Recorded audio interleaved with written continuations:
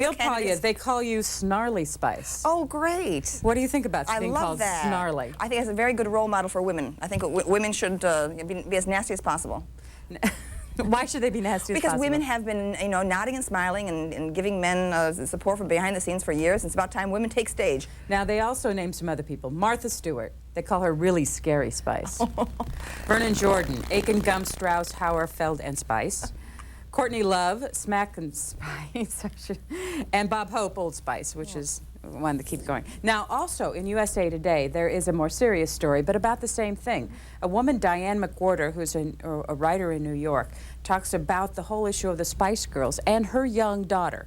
She says that the band is a triumph of commerce over art, is not noteworthy in the culture that has made a cardinal virtue of celebrity. What is remarkable and little remarked upon is that, like the Beatles, the Spice Girls have managed to make a significant political mark on a generation of fans. The band's true appeal to young girls is the ideology sweetly summed up in its slogan, Girl Power. Yes, I think they have been a very positive influence on young kids, 12, 13. I mean, the kind of music they made was fairly superficial. But like Madonna, I mean, Madonna, they're kind of a cleaned up version of Madonna. Madonna showed young girls how to be sexy and at the same time assertive. I think, the influence of the Spice Girls will, even if this band fades, it'll go on for another generation. So are you in the line? Has anybody contacted you about this possibility? No, just last night I was at the National Press Club, which is why I'm in Washington. I gave a speech on women in leadership, and I used the example of the Spice Girls, the group falling apart, as an example of the failure of women's knowledge of teamwork, or the way that men are able to hold together from their little league era when they're very young. I think that the inability of girl groups to hang together for long enough shows a problem we've got to face, that for women to really break through the glass ceiling, they've got to learn how to be a member of a team in the workplace or in Congress.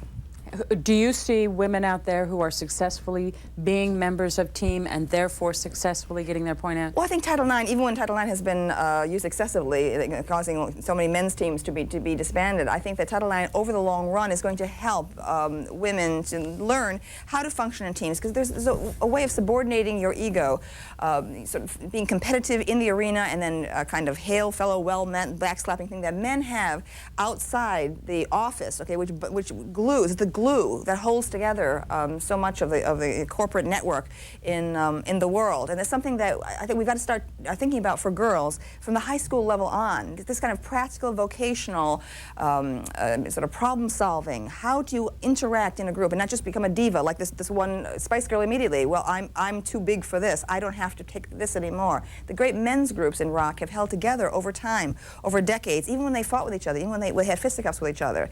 I think we have to really examine this if women expect to rise in the world. And I want a woman in the White House within, I hope, within a decade. Who is it? I don't know. I don't know who it's going to be. But it's a scandal. It's a scandal that this country, where women are the freest in history, we still have not elected a woman to either vice president or president. What's the story? One story that you've brought with you this morning that you said to yourself, if I don't get to anything else, we've got to talk about this. What is it? Bilingual education. I'm thrilled that finally, the people of California have woken up to the reality. I have been hammering on this theme since I came on the scene in 1990. I'm a member of an immigrant family. My mother was born in Italy, came here at the age of 6 in the 1930s, and she has the same position that I do on this question. All four of my grandparents were born in Italy. Thank God there was no atrocity like bilingual education when they came here. No one said to them, "Oh, you poor Italian immigrant, you want to preserve your language, your heritage, and so we're going to keep you in this little ghetto of your own language." Well, it's up to the family to preserve the language of the individual immigrant. Okay? It's up to them to preserve. It's not up to the schools to do it. English is a very difficult language. It's now the lingua franca of the world, in the way that French used to be, the language of business and diplomacy. People don't realize how difficult it is. The kids will pick it up. They'll pick it up from what? From the newspapers? Do you know there's a complexity of English spelling, of diction. It's going to harm a Hispanic youth, okay, moving along up the career track into being an attorney in court. There are very subtle uses of language in English. You have got to be immersed in English from the start to here. Now, my parents made a decision that they would not speak Italian even in the home for me. I was an only child for 14 years. And the reason I'm able to write best-selling books that have gone around the world, the reason I have mastered English is because my parents, thank God, knew that the mastery of English was a door to the world for immigrant youth. So I'm delighted that finally So many Latino parents have realized how their kids have been held back by this kind of boondoggle. It's a boondoggle. Phone lines are open. If you would like to talk to Camille Paglia this morning, you'll see the phone numbers at the bottom of your screen. You can also email us or fax us if you would like to do it in that way, and we'll start taking your calls in just a few minutes. You write for Slate. Oh, certainly not. I write for Salon. I'm sorry, excuse me, for Salon. No, Slate. I misspoke. Excuse me. That's the other. That is the competitor. Yes, that's our competitor. This is what it looks like. What do you write for them? Well, I write a column that's a kind of advice column, which people email anything from politics to sex to pop. I try to show the full range of cultural interests that are going on in the world today. This magazine is based in San Francisco. David Talbot, the editor-in-chief, used to be with the San Francisco Examiner. They were early supporters of my ideas, and I think that these men are visionaries. And that Salon, which is way above Slate in any kind of quality, Salon, its reach around the world, the kind of messages we get from Australia or everywhere from South Africa to Norway to Chile, it's absolutely fantastic. One can put something on the internet at 10 o'clock at night, and the next, within hours, is being read in London. I think it's a marvelous tool. And I don't think people realize the degree to which the young people are on the internet. I don't think even the major media realizes the extent to which their children in the universities in this country are on hours and hours and hours. Some new international cultures are being formed via the internet, which I have great hopes for in terms of international understanding and possibly world peace. Camille Paglia has a new book out. We'll be talking about it in this 2 hours that she will be with us this morning. Columbia, Maryland, you're first up on the liberal line joining us. Good morning. Yes, ma'am. Ms. Paglia, I've listened to you frequently and enjoyed a lot of what you said, although I don't always agree. Mm-hmm. But as a lifelong liberal, I have the following question. I supported affirmative action for many years. I see where it's a problem, even where I worked and across the country. And perhaps we have to back off. But we need an affirmative action program. I'm sure you'll agree. What mechanism can we use other than the quota system to improve affirmative action programs? Well, I personally feel that affirmative action was a noble idea that was applied in a very brutal and stupid fashion. I think it has ended up benefiting not the original group for which it was intended, African Americans, but white middle-class women who are not in need of this help.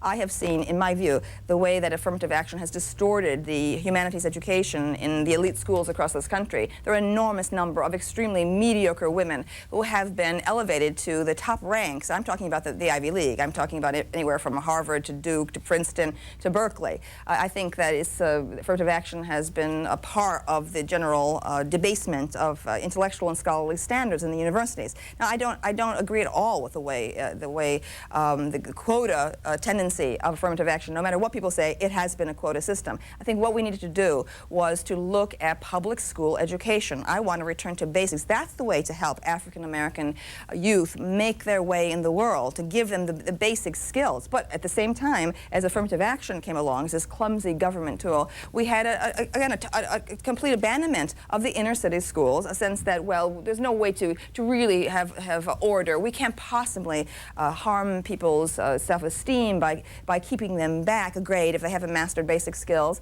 And so there has been, you have to have guns to protect themselves in the schools right now. The teachers have lost control of the classroom. There's an administrative bureaucracy that has drained funds and morale from teachers in the classroom. The kind of public school education that I got and that my parents got coming over, my entire immigrant family got, it's quite gone now. I think that's the real affirmative action, to begin at the foundation and not try to play catch-up ball at the top. Moderate line, Arlington, Texas, next. Yes, hello, am I on the line? You're on, sir. Camille's one of my heroes, even though I'm a man. Because of her views in most things, I think that she thinks out things completely and absolutely and gives a real honest opinion. But I have one question about the magazine you work for. Uh-huh. And I've heard that was created primarily to support Bill Clinton. And, you don't fit that mold. And I haven't read Salon magazine, but I've heard a lot of raps that it's primarily created for backup support for Clinton. Well, actually, that is a libel that has been put out there very recently because of certain scoops that Salon got about all kinds, some weird financial payoffs that might have been involving, allegedly involving David Hale, one of the primary witnesses in the Starr investigation of President Clinton back in Little Rock. I assure you, Salon is not in no way a shell for the Clinton White House. These are brilliant journalists whose roots are, again, in the San Francisco Examiner, and we've been happily going along for 2 years, publishing an enormously wide range of political and artistic and pop opinion. It's only now that the Salon has broken into the news because of this one area of its expose. But David Horowitz, a very prominent conservative commentator who was once a radical in the 1960s, is a columnist along with me. Although I am a Clinton Democrat originally and voted for Clinton, my opinion of what has been going on in the White House has been blistering, and I have certainly not spared this administration. So that is just a false rap, I would say. Gaithersburg, Maryland, you're next. Good morning, Gaithersburg. Good morning, Camille. I wanted you to talk about the mainstream feminists losing their voice when it comes to Bill Clinton. And I also wanted to say I love you, and I love your column. And thank you. The brand of feminism needs to come to the forefront. Thank you very much. Oh, well, I have just been in hog heaven as I have been watching the feminist establishment deconstruct in the past few months. It has been wonderful. Because you see, when I finally burst on the scene after being silenced for so long, unable to be published in 1990, I began hammering the major media with the phrase feminist establishment. I have hammered and hammered that, and I'm delighted that finally the media has woken up and seen what I was talking about. That the problems were not with feminism. They have never been with feminism. They have been with a feminist establishment, an insular coterie, a Politburo, a bunch of people, socialites who cling together and who were in what I believe was corrupt collusion with the hierarchy of the Democratic Party, my own party. I have been delighted with the disarray in the leading feminist ranks, but again, it is quite wrong to say that something has gone wrong with feminism. Feminism is alive and well. You said you were silenced. Yes. When and how? My gosh, by the time I was able to get published, I was 43 years old. I had a book that was Sexual Personae, the book that finally Yale University Press took a chance on, a 700-page book. And that had been completed 9 years before. The parts of that book as they were being written throughout the 1970s, I could not get them published. I could not get hired because anywhere in a major research university, and that continues today, I am completely ostracized by the major research universities in this country. It is an absolute scandal for a person with a 700-page book on the whole history of the arts from Yale. If I'm invited to speak at a campus, it is by the students or by a small cadre of dissident faculty. You have situations where you might have, the people, when I went to, for example, to give a lecture at Wellesley College, members of the English department put onto the email of that that college to the students, don't go to hear her speak. I'm like one of the most well-known writers, women writers in America right now, and at Wellesley College, the faculty would try to stop the students from coming to hear me speak. You cannot believe how bad it is. No one realizes how bad it is in the major schools in this country. Okay, and the media has been ignoring it because I believe that they've been trying to protect the value of the degrees of their children, which they are paying $30,000 a year for. Okay, they don't want to hear this. This is the bad news, that there has been an absolute disastrous decline in the teaching of the humanities and of history as well in many of the elite schools. Another story you're reading this morning. Okay, well, the religious freedom bill interests me. I'm not sure I know all of the intricacies of it, but I think that, and I'm certainly not, I'm not a conservative at all. However, I am an atheist, but I believe very strongly that religion needs to be honored much more in education and in the world, because certainly the kind of philosophy that's coming out of the schools, which is a kind of nihilistic post-structuralism, which believes there is no truth, there is no meaning in existence, that nature doesn't exist, history doesn't exist. I think that that our kids at the elite schools, who are going to be the future leaders of the professions in politics and in law and so on, that they have nothing. There's a nothingness at the heart of American culture when parents haven't given any kind of spiritual guidance. There is no religion even to rebel against in the home, and then they go to university and are taught to question everything and to adopt a pose of fashionable chic irony, okay, about life. It's a disaster. So in general, I support this idea that there should be a moment in the school day which some people may use for silent prayer, others may use for meditation. I think that there's nothing wrong with that, to remind people that the universe is much bigger than the individual self. But you're an atheist, you said. I'm an atheist, but I respect religion enormously. I come out of a very vibrant Italian Catholic heritage. I believe the great religions of the world contain an enormous amount of truth about the meaning of the universe. In fact, in many of my proposals for educational reform, I've proposed that world religions be at the heart of a true multicultural and global core curriculum. Now, that idea is, where you hear it elsewhere, now people are repeating it. But that idea, when I put it forward in 1990, was considered extremely shocking. What? You're mentioning religion? Everyone knows that religion is nothing but oppression and bigotry. Okay, that is ridiculous. It's absurd. And the anti-Catholic kinds of bias that you see everywhere in the major media and in popular culture and everywhere, I think it is abhorrent. It is reprehensible on the part of gay activists or wherever you hear that anti-Catholic, that is another form of bigotry that the major media is usually rather silent about. Congressman Istuk, who is right here in USA Today this morning, will be with us in about 45 minutes or so, actually 35 minutes, to talk about this prayer amendment that's up before the House today. Orlando, Florida, you're next with Camille Paglia. Camille, I would suggest that you sort of slow down your voice. You speak so quickly. Because I'm a teacher. I'm a teacher. I have to wake up the class at 8:30. Let somebody else get a word in for change. It's just very difficult to even listen to you. You're very abrasive. Well, turn the TV off, madam. Wait. You're also very, very catty. I remember when you criticized Hillary for taking too much time off from her duties when her father died. Now, some of us had wonderful relationships with our fathers. And when they died, it was devastating. You are a cat, and you represent the worst in femininity. Thank you. And slow down. Listening to you is just very difficult. Well, I'm sorry to say that that kind of over-emotional reaction from a woman does not do women any service.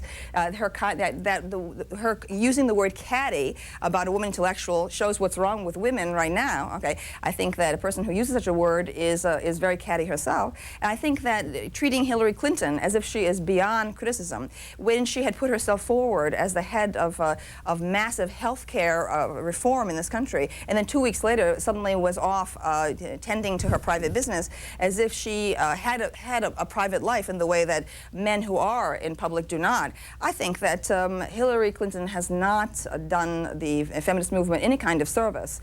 She began as a kind of carrying the banner of contemporary feminism. She is an exact age mate of mine, but I think that Hillary, after she leaves the White House, is going to recover herself after she gets out from the shadow of her husband. I think that she will go around the world and be a very good representative of an enlightened kind of Western feminism and speak for the need for women's education in the world. So I think the best of Hillary may be ahead. This email from Newport, Rhode Island: I'm still a strong supporter of the president. I especially respect Mrs. Clinton and have heard you speak positively of them in the past. Has your opinion of them changed?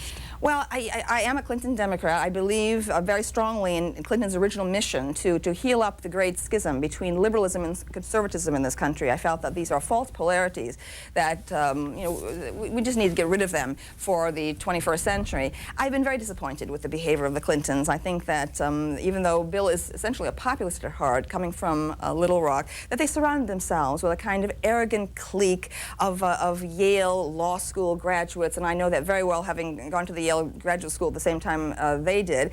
They have the attitude that somehow by mere IQ alone that the world can be saved. That's kind of brittleness and an insularity that I think, actually this is a process that happened to the Democratic Party. The Democratic Party used to be the party of working class people. My grandfather worked in a shoe factory, and the guy who was in the shoe factory was a Franklin Roosevelt Democrat, and slowly over time the Democratic Party has lost its base as it did what the Clintons have done, just hung around with the powers that be, a kind of very arrogant, white, upper-middle-class professional clique. Gainesville, Florida, on the moderate line. Good morning. Good morning. It's a thrill to speak to Ms. Paglia this morning. I'm a big fan of yours. Thanks. I wanted to talk to you a little bit about what I call the bilingual establishment, because I think that there is such a thing, and they're very involved in ethnic politics. Mm-hmm. I myself, I was born in Cuba, and my family came to this country when I was 1 month old. I learned to speak Spanish in the home. I did not speak a word of English, and I was sent to kindergarten without speaking English, and the teacher sent me home and told my mother, well, at this time kindergarten was not mandatory, and they said she has to return for first grade. Perhaps she can speak English a little better. And in that 1 year, I picked up English very well. Mm-hmm. And I believe that I flourished as a student. I'm now a PhD candidate at a major research university. And this is just something that I think that is so important, and people miss the mark a lot. But, about the changeover, how immersion is so important. And secondly, I feel that I have a very good identity. My family preserved that for me. I agree with you. It's not the government's mission to preserve the identity of all ethnic backgrounds of children. But particularly with Hispanics, I believe there is a very large establishment there. I don't know if it has something to do with teachers' unions or perhaps preserving an identity for a democratic base. As you mentioned before, the democratic base is dissolving. But I have a suggestion for bilingual teachers. I wanted to see what you thought about this. In California, since bilingual education is going to be going away pretty soon, how would you feel about the teachers instead teaching all students a second language? That's something I think this country has really missed the mark on, whereas in Europe and Asia, most students speak 2, maybe even 3 languages. Florida, thanks. Oh, I so agree with that. That is one thing we desperately need in education. Is the kids should be taught languages early on. In fact, I think that's an excellent way to train the mind. You become more aware of your own language by studying foreign languages. I trained in Latin in high school, and so many of the Latin programs have been abandoned. My whole sense of the etymology of words and how to structure sentences comes so much from Latin. I think we really need to do this. The provincialism, the parochialism of American culture. There's also an area where the major media can help. My mother has expressed years ago her irritation every time the Pope opens his mouth speaking in a foreign language from the balcony of St. Peter's. All of a sudden you get another voice coming in, the voice of the announcer. Heaven forbid we should ever hear someone speaking a foreign language. My mother calls it the Pope said "och." The Pope goes "och" like that and then is immediately cut off, terminated. I think that if someone is speaking in a foreign language, there should be subtitles on screen or something like that. It is really terrible what we're doing to our young people, making them feel like America somehow as if it's like a planet moving around the solar system, independent from all the other cultures and languages of the world. Van Buren, Arkansas, on the Liberal line. Good morning. Good morning. I wanted to compliment Ms. Paglia and on the article that she wrote about Monica Lewinsky being a little pudgy. It was good to see some fleshy women coming to the forefront. It was a wonderful, wonderful piece. But I have a couple of questions. She reminds me of my best friend of 30 years who has remained pretty snarly, and I was pretty snarly, and I want to ask my best friend has never married in the 30 years and had children, and I think that marrying and having children took away quite a bit of my snarliness through the years. But then I've gotten it back recently. Okay. So I wondered what she thought about this. about whether motherhood makes you become less snarly? I don't know. I think so. I think motherhood definitely, certainly takes the edges off egotism. How often I have seen famous actresses after they become pregnant suddenly being interviewed on Entertainment Tonight and saying, almost as if they've become Stepford wives in certain ways. They go, I now realize I'm not important. My child is important. I'm concerned about the future. I think there is something in the biological transformation of pregnancy and childbirth that does put one's own vocational interests sort of on the shelf as you look forward toward posterity. I think it gives women a kind of historical perspective through pregnancy. For those who didn't read it, what did you write about Monica Lewinsky being pudgy? Oh, well, a number of things. So first of all, her kind of her full fleshy Rubensian quality, I think, is a positive at a period where we're a little bit too concerned about about thinness. So many of the styles in the magazines are indeed geared to a kind of Carolyn Bessette, thin as a rail. Kind of physique. I think it's about time that the stores indeed are starting to think more clearly about the need to have more full-figured fashions. And I think it's part of a movement. But in general, though, women seem to be at war with their own bodies. Estrogen, the female hormone, puts fat deposits on all the curvy places that heterosexual men esteem women for. And so, in a culture where the very thin look is kind of boyish, athletic look is idealized, you have women involved in for all of their lives, 40 years of their lives, involved in what is essentially a battle with nature. I want to ask you then about the front page story in the Washington Post this morning, where the federal government is expected to announce soon that there's plans to change its definition of what is a healthy weight. It's a controversial move that's going to change the classification of an estimated 29 million Americans who are now considered normal weight, and they will be redefined as overweight. So what? So the cutoff point is being lowered. The cutoff point will be lowered, but it's also a different kind of. They do a statistical analysis where they look at different factors. But yeah, basically, here's the chart right here. If people of these weights were considered healthy by federal degree, they will now be overweight. For instance, a 5'2" person at 136 pounds will be considered overweight now. I'm coming out of Italian culture where an extra weight is considered healthy, and I think that there's something maybe wrong with this.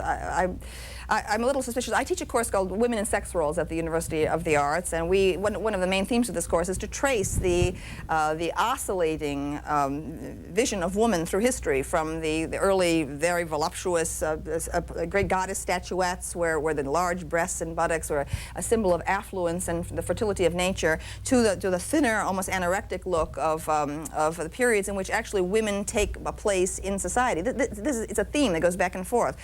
We just compare the ideal woman of the 1890s, for example, with her overflowing bosom and her accentuated hips. You would have a bustle on the back of the dress, very large, voluminous skirts, making her look like a kind of queen bee. Compare that to the 1920s, the flapper look. After World War I, there's a kind of androgynous look where the breasts were flattened and so on. And so if you happen to be lucky enough to have your body conform to the prevailing stereotype, you're very popular. 10 years later, you could have lost the sweepstakes of popularity. So it's not something. I don't believe it's something that's being imposed by men. I don't think it's like a sexist conspiracy to give women low self-esteem or anything like that.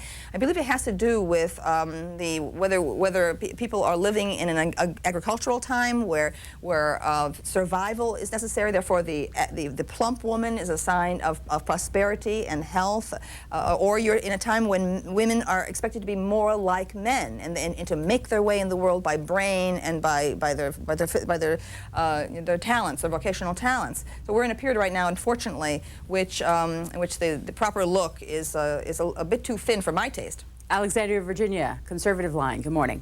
Good morning. First of all, may I say thank you for C-SPAN. I can't tell you how much I appreciate it, and what a joy it is to talk to you, Camille. I certainly don't agree with you politically on a lot of issues, but you exude such an honesty about your opinion that it's a pleasure to listen to you whenever I can on C-SPAN. Thank you. I'd like your opinion on two things, if I may. We've raised 7 daughters, and they all went to a private all-girls school. And my feeling is that it's because of that they have become such strong, independent women. I think they were active in sports and things like that. And I for years I've been saying what you said about women not being able to be a team player, and it's because they never had that opportunity. I'd like your opinion on that, and the fact that I find it very difficult to discuss political issues with women because they seem to take every issue very personally. Mm-hmm. And you seem to be able to discuss any issue at all and not have that personal, emotional spin on it. Right. Yes, I think that's a terrible problem, that women do over-personalize political and intellectual issues. But what you said about the all-girl education, my sister went to Smith College, for example, and there are positives and negatives to any such experience. Obviously, being separate from men as you're being trained is unnatural because women will have to interact with men in the workplace. On the other hand, being with all girls for a while, I think does help to strengthen women's ability to speak and to present themselves.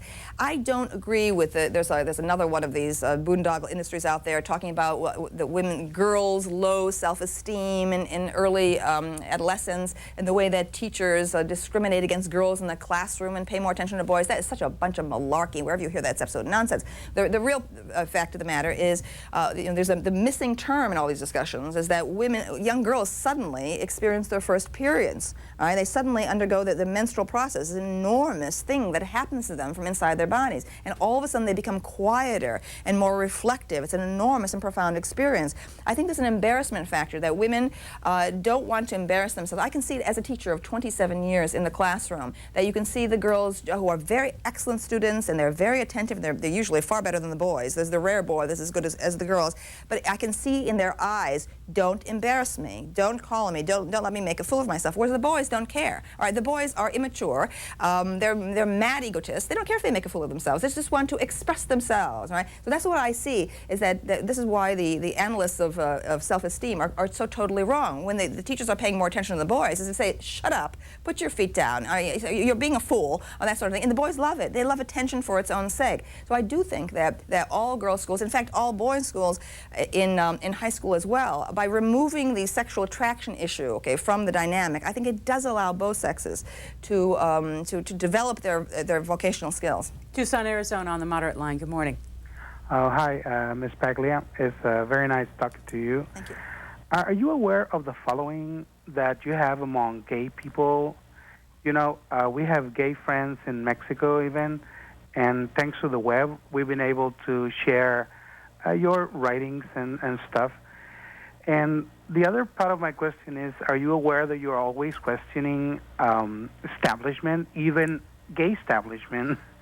And are you doing that on purpose? Oh, yes, I am. Okay. Well, I'm an open lesbian of bisexual experience, and I have been in open warfare with the gay activist establishment in this country. I have to say, I have yet to meet a gay activist that I would trust, across the street with my wallet. I think that they are some of the most vicious, dishonest people I have ever encountered in my life. They have eyes that are cold, absolutely cold. It's impossible to have any kinds of dialogue with them. Everywhere I've gone to try to open up any kind of discussion with them, it has not succeeded. And at this point in America, thank heavens, they've lost the kind of cachet that they once had. The major media, however, is still very much manipulated from behind the scenes, I think, by gay activist pressure. I'm not happy with it. There are whole issues, for example, about the origins of homosexuality that are off, they're verboten. No one can dare to come near them. There's only one way of looking at homosexuality in terms of oppressors and victims. This kind of sentimental scenario of history that gay people have been imprisoned throughout history, and now finally they're finding their true place, and it's up to everyone to let. Meanwhile, there are no questions being asked about the relationship of homosexuality to the family unit, to all kinds of cultural pressures that are going on. I mean, I see I'm obviously entirely 100% in favor of gay rights. I'm a libertarian. I believe the government has no right to tell you what you do in your private life or in your bedroom. The government power stops, okay, at your own private door. On the other hand, I believe that the kind of strident claims that homosexuality is equal to heterosexuality, and that you're born gay, and that it's not a choice or anything like that, and that people who are attempting to help other gay men, let's say, to be able to relate heterosexually to a woman, that such things are homophobic and that they have to be stopped, and there's all kinds of harassment of therapy groups where perfectly voluntary discussions are going on the part of gay people who feel that their lifestyle is no longer as satisfying as they would want it to be. So I try to just try to break through into every possible closed area of discourse. Yes, and I am aware of the international fans that I have in the Latin American world, because my ideas, for example, are exactly like those of Brazil. I mean, my attitudes toward life are very much Mediterranean, and there's a lot of Mediterranean, of course, immigration into Brazil. So I think I'm more understood, perhaps, outside the borders of the United States. Tom River, New Jersey, on the Liberal line. Good morning. Yes, Ms. Paglia, you were speaking about models and how thin they are. You seem to be cast in that role that you're so thin yourself. I'm wondering if you get that way by your constant talking, and your constant way of talking, and your disposition, and you're so volatile. But you ever rest? Ever rest? Yes, unfortunately, I do need sleep. Well, actually, I'm constantly battling the bulge. I adore eating. I may appear thin, but it's a constant battle. Being Italian, I eat enormous quantities of food. So I'm not naturally thin, no. My father certainly was.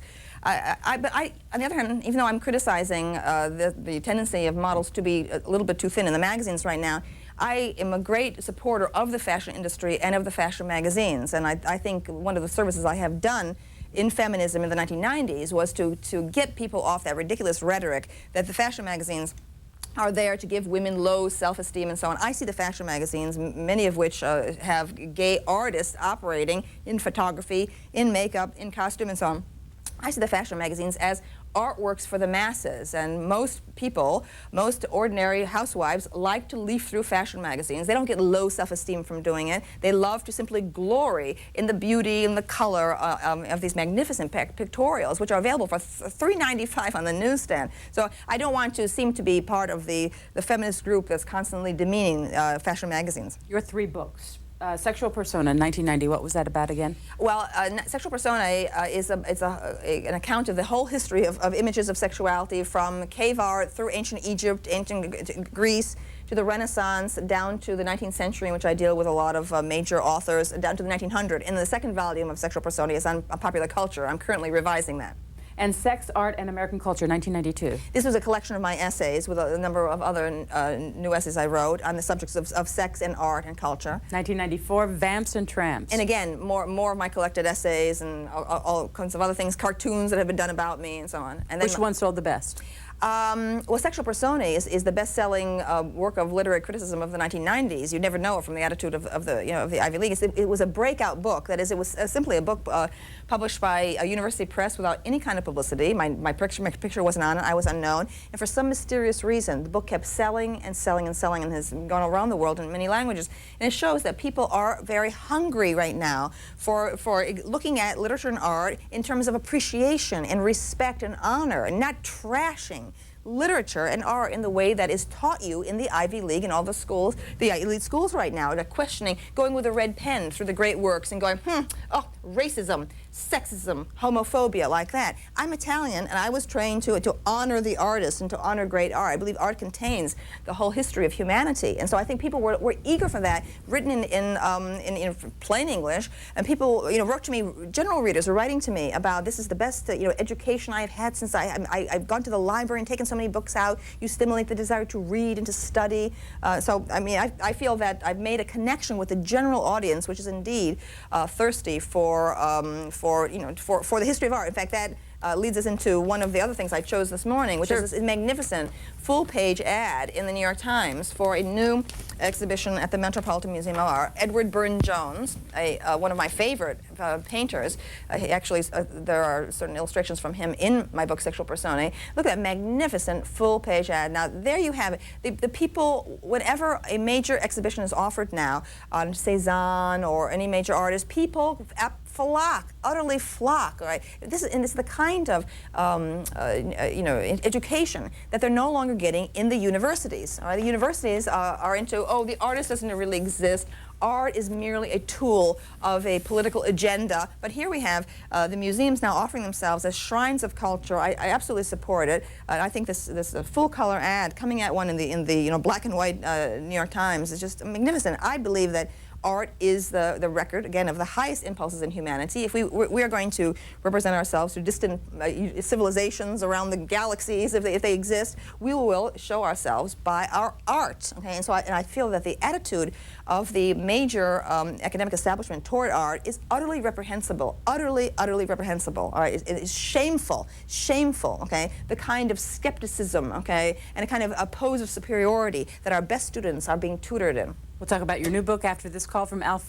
Alpharetta, Georgia. Alpharetta, Georgia. Where is that? It's in New Gingrich District, north of Atlanta. Thanks for joining us on the Conservative Line. You're on the air. Actually, that's the only line I could get in on. I am a libertarian like you, Miss Paglia. I'm surprised. I was, first of all, let me say God bless you. Thank you. Okay. I'm quite disappointed with the Republican Party, but I wanted to talk about 3 women real quickly, if I could, in my life. First one is my wife. She comes from South Korea. I'm 33 years old right now. She's 30. She came over here, didn't speak a word of English, and the only reason she wasn't valedictorian of her high school class, and she came over here in sophomore year, is because she wasn't here long enough. Mm-hmm. Okay, she learned it on her own watching Sesame Street. Second woman I'd like to talk about is my mother. My mother worked all the time, and she raised 4 kids, okay? She still works to this day. She makes more money than any of her kids to this day, okay? So I don't understand a lot of the uproar about women working, having to go into the work. And the other woman I like to talk about is my sister, who's probably the toughest woman I've ever known. I mean, she's divorced now, is raising 2 kids, but I never once heard her cry and say, "Oh, mighty federal government, help me." And I just think you're a breath of fresh air, and I had a different opinion of you, but I'm glad to see you this morning. Well, thank you very much. Yes, I think the attitude of my family coming over from Italy and working extremely hard. Italians have the attitude about labor, working. My grandfather worked all day long at the shoe factory. My grandmothers were constantly working in the home, and there is a kind of ethic of labor, of work, and not looking for handouts. On the other hand, the Endicott Johnson shoe factory was run in a very enlightened way by the man who founded it, and he provided health care to his workers, and boxcars of citrus fruit would arrive from his Florida home every winter for the people. He allowed he had plans to allow the leather workers to build homes of their own, which my grandfather was able to do. So I think there's a great deal of room for enlightened kind of capitalism. I'm a capitalist. I believe very strongly that the Industrial Revolution has allowed women to emerge strongly into independent, self-sufficient economic life in the modern world. I don't see capitalism as the enemy. On the other hand, I do think we need to have to start teaching ethics to our aspiring businessmen, so that they that they will have a feeling for their workers, which certainly is not part of the present two-tiered system of lavish perks at the top and rather low pay scale at the bottom. America's first look at the cover of your new book. What is it? The Birds. Alfred Hitchcock's The Birds, one of his great classic films. The British Film Institute asked me to write on a film. I chose this one, and it will be out next month in London. It is from beginning to end of this film, I tried to explain every single detail of its production and of it's an interpretation and commentary of the performances and so on. Why this one? Why this movie? This movie is about nature. It's about the enormous power of nature and and that's another one of the subjects which is denied in the elite schools right now. Nature doesn't exist to them. We're born tabula rasa, we're born blank slates, we become male and female later, nature is something that's other. I think that nature is an overwhelming force. It's my religion. It's my religion, my sense of the vastness of the universe. Geology is my favorite science. The ferocity of the birds coming in, it reflects the fact that we still have not solved the mystery of man's place in the universe. Paris, Texas, you're next on the Moderate line. Good morning. Good morning. Camille, I'm a huge fan. I'm so excited to talk to you this Thank you. I love Sexual Personae. It really illuminated a lot for me ever since I've read it. Thank you very much. I was excited to hear that you consider yourself a libertarian, and I wondered if you have ever considered any kind of political office. I think you would be such a wonderful candidate to give legitimacy to libertarianism. Well, the Libertarian Party has now and then written to me and asked me if I would be interested in possibly being their presidential candidate. I am not material, I'm afraid, for politics. I'm an intellectual. I'm a teacher. I'm used to, my entire manner comes from 27 years of managing kids in the classroom and so on. You need voices like mine outside the system, I think. We're just kind of whistleblowers, and we're there just to make a lot of trouble. I think that a politician needs far greater diplomatic skills than I have. I'm afraid I don't suffer fools gladly. And you have to just have a kind of equanimity of temper that I think I lack. But I do think that aspiring women politicians need to learn. You mentioned you went to Yale. Well, I went to the State University of New York, Binghamton, for my undergraduate degree. I had a superb education in this public school. And then I went to Yale University for my PhD, and I was there at the same time as the Clintons were across the street at the law school. Both in English. In English was my PhD. Yes, that's correct. But my general interest is in the history of the arts and culture. You grew up in Endicott, New York. I was born in Endicott, New York. That's right. And then we moved to a small town called Oxford, and lived on a farm for a bit. And then we were in Syracuse. My father was first a high school teacher and then a college teacher. And so I'm a product of the snow belt. I think that women who grow up in the snow belt, whether we're talking about Wisconsin or upstate New York, tend to have a kind of feisty, forthright manner because we're so so used to dealing with the elements. When you were young, who was the person that you looked to as someone who inspired you or was your role model? Well, early on, my father taught me early on to think for myself. I was saying at the National Press Club last night that my father taught me how to put up my hands and to fight like a boy, essentially when I was young, not to allow myself to be pushed around on the street, to be ready to defend myself. And my father wanted me to chart an independent path. Okay, and my mother wanted me to have an eye for social proprieties too. So I think I had a good balance in the way I was raised.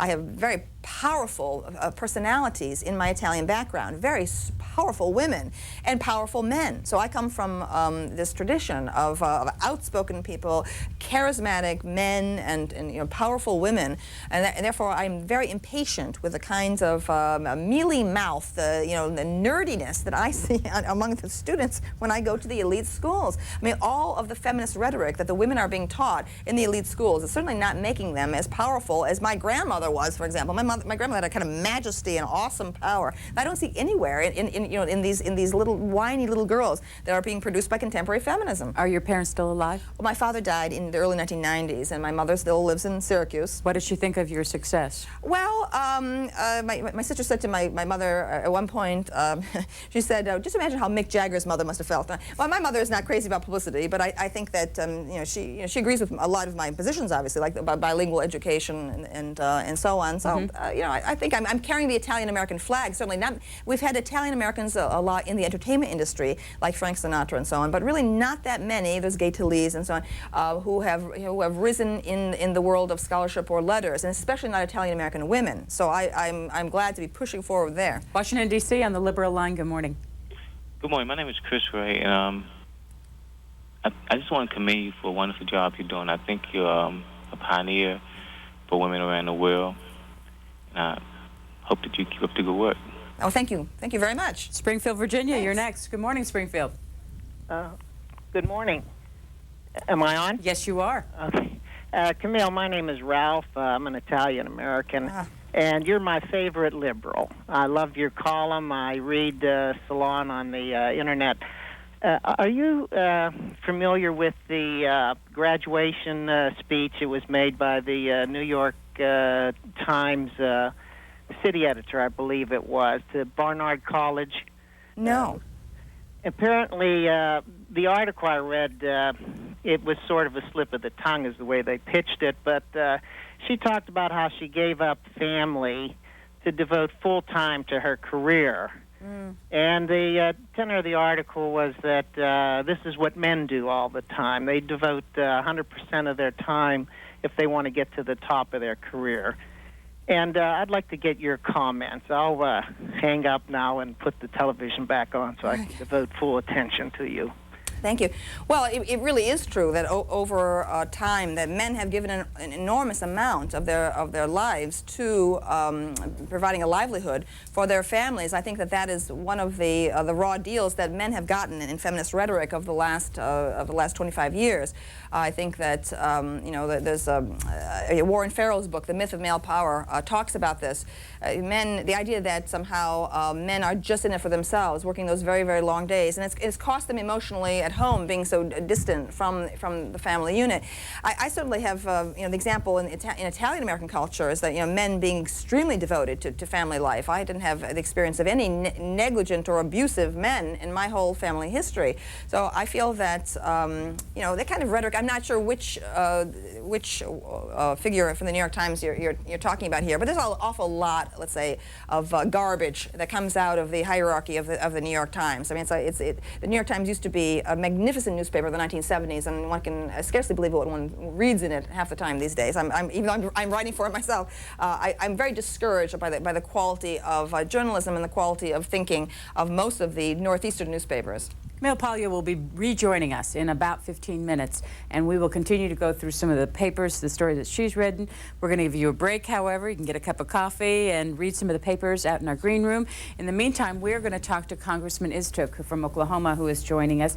Congressman Istuk is the leader of the movement and the writer of the amendment that will be up on the House floor this morning. Good morning, Congressman. Well, good morning. I want to ask you about this front page piece in this morning's Washington Times.